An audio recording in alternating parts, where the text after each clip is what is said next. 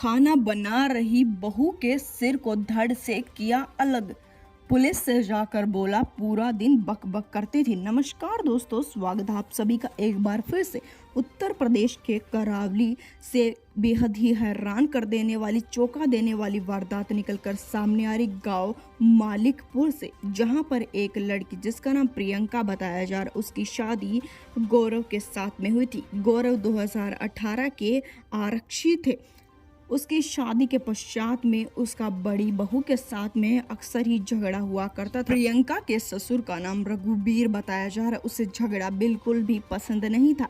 एक ऐसी ही शाम आती है, एक काली शाम, जिसके बारे में किसी ने कल्पना नहीं की थी। उस दिन की बात है कि प्रियंका का बड़ी बहू के साथ में फिर से झगड़ा होता है।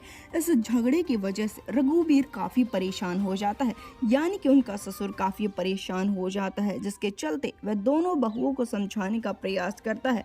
बड़ी बहू तो उसकी बात समझ चुकी थी और झगड़ा ना करने के लिए मान जाती है, पर जब वह छोटी बहू प्रियंका को समझाने की कोशिश करता है, छोटी बहू प्रियंका ससुर से ही लड़ाई झगड़े करने लगती है।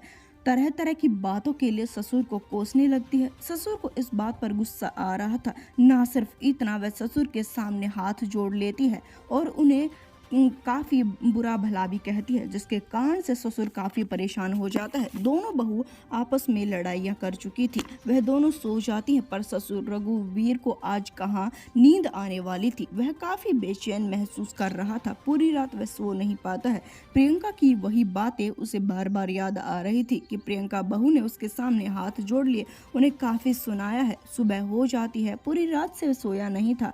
प्रियंका आज सुबह खाना बना रही थी। ससुर को उस पर काफी गुस्सा आया हुआ था। वह अपने गुस्से को कंट्रोल नहीं कर पाता है और पास में रखी हुई कुल्हाड़ी उठा लेता है और अचानक से उसके गर्दन पर प्रहार कर देता है। उसके सिर को धड़ से अलग कर देता है। ये देखते ही चीख पुकार मच जाती है। आसपास के लोग उनके घर पर आ जाते हैं।